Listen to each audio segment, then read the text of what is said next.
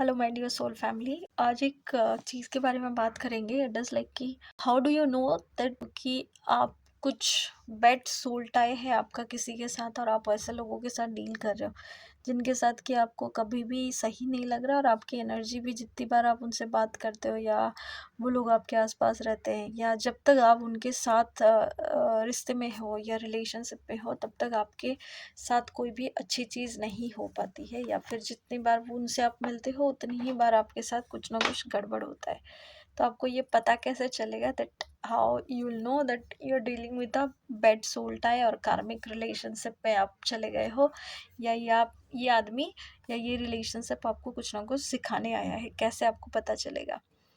तो पहला पॉइंट है कि आप ये चेक कीजिए कि ये जो पर्सन है ये बेसिकली बहुत ज़्यादा सेल्फिश होगा। ये बहुत ज़्यादा अपने आप को पहले रख रहा होगा, और आपकी फीलिंग्स की कोई वैल्यू नहीं होगी कि आप क्या चाहते हो, आपको चाहिए क्या। आप स्टक हो गए हो या वेट कर रहे हो उनके लिए, या उनको चेंज होने का वेट कर रहे हो, तो भी वो कभी भी आपके बारे में ना ये सोच पाएंगे या ना ही ये समझ पाएंगे।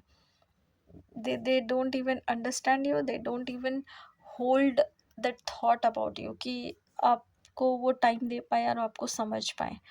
तो यहाँ पे आपको समझ में आ जाएगा कि ये एक फर्स्ट बेड सोल टाई है, जहाँ पे आपकी कोई फीलिंग्स की, वांट्स की, नीड्स की कोई वैल्यू नहीं है इस आदमी को।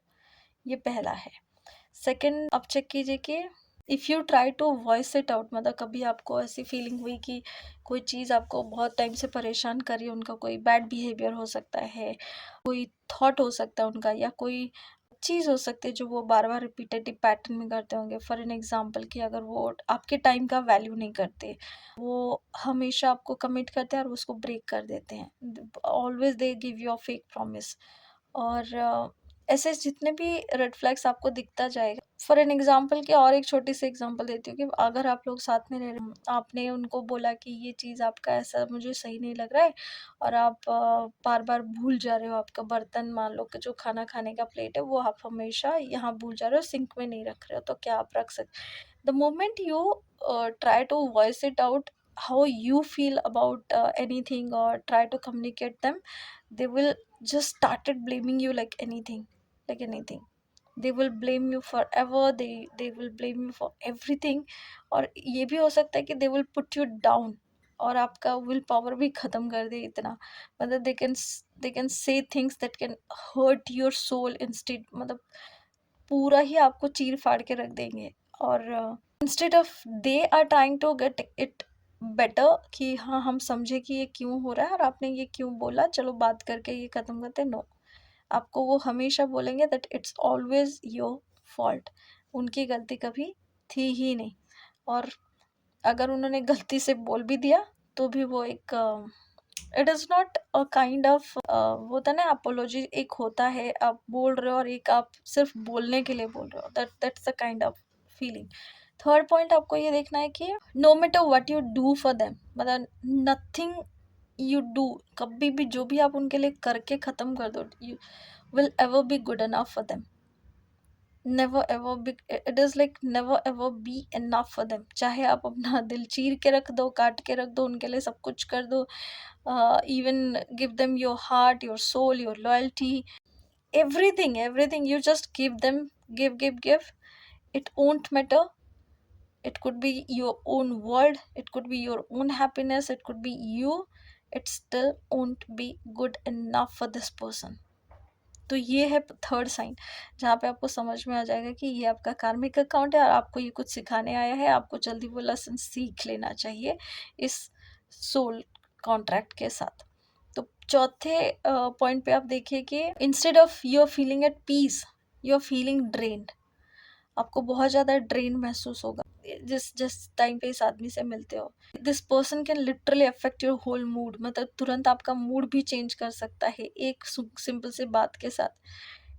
Day in and day out आप नेगेटिव फील कर सकते हो। डे मतलब कुछ भी वो बोले वो नेगेटिव वे में कुछ ऐसा बोलेगा कि आपके स्पिरिट को, आपके सोल को इस तरीके की चोट पहुंचेगी कि आप पूरी तरीके से ख़त्म हो चुके हो, ऐसा हो सकता है।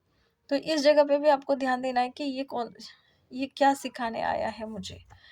फिर 5th पॉइंट पे आपको ये ध्यान देना है कि if you feel sick without this person, मतलब आपको एक नीडी काइंड ऑफ एक को डिपेंडेंसी होगी इस आदमी के साथ। विदाउट दिस पर्सन आपका काम नहीं बनता होगा। आपको कुछ भी चाहिए आप इसी आदमी को कॉल करोगे, आपको कहीं जाना है आप इस आदमी को कॉल करोगे, आपको कुछ बोलना है, कुछ ये है, आप उसी को ही कॉल करोगे। मतलब आप उसके बिना कुछ कर ही नहीं सकते। तो you will miss them, you will want them even though they don't show you the same energy you show them। तो यहाँ पे आपको समझ जाना चाहिए कि this is your 5th point, जहाँ पे ये आपका एक लेसन है, ये आदमी आपको कुछ ना कुछ फिर से सिखाने आया है। 6th पॉइंट आपको ध्यान देना है कि they are the people who are going to make you feel alone all the time. They will never apologize for anything, and then you will always have to chase them. उनको हमेशा आपको chase करना पड़ेगा, and they will never chase you, but you don't understand why you feel stuck to this person even if they are not there। आप उनको chase करते रहोगे physically, mentally, emotionally, हर तरीके से उनको चेज कर करके थक जाओगे। और आपको समझ में नहीं आएगा कि आपको इतना स्टक फील क्यों हो रहा है। तो समझ जाओ this is a very bad soul tie. ये कॉन्ट्रैक्ट है, ये एक लेसन है, how to learn from it and how to move past through it. और ये बहुत पेनफुल होता है इस टाइम पे जब आप इसको नहीं समझ पाओगे। तो now come to the 7th point.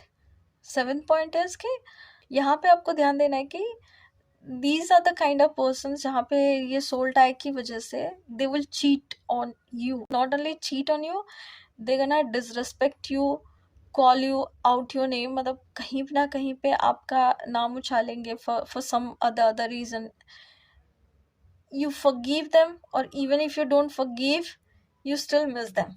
उसके बाद भी आप उसको मिस करते रहोगे इतना सब कुछ होने के बाद भी। And the worst part is you are the one who is going to think about them constantly। क्यों? क्योंकि आप एक एम्पाथ हो गए, और ये सारे जितने भी इमोशनली अनअवेलेबल लोग हैं, ये सारे टॉर्चर करने वाले लोग हैं, इन्हीं ऐसे ही लोगों को आप अट्रैक्ट कर रहे होगे। If you are having the distorted kind of energy, आपकी फेमिनाइन एनर्जी अगर और डिस्टॉर्टेड रहेगा तो आप ऐसे ही लोगों को अट्रैक्ट करते रहोगे और आपको ये लेसन सीखने का मौका नहीं मिलेगा। तो जितनी जल्दी हो सके इनसे लेसन सीखिए और जल्दी से इनको थैंक यू बोलिए और टाटा बाय बाय कीजिए। और विद दिस आपको समझ में आ जाएगा कि ये सारे सोल कॉन्ट्रैक्ट क्यों आते हैं, किस तरीके से आप इनसे बाहर निकल सकते हो। मैं नेक्स्ट वीडियो में आपको बताऊंगी। Thank you, I am sorry, please forgive me, thank you and I love you. अगर आपको ये वीडियो अच्छा लगा तो please do like, share and subscribe our channel.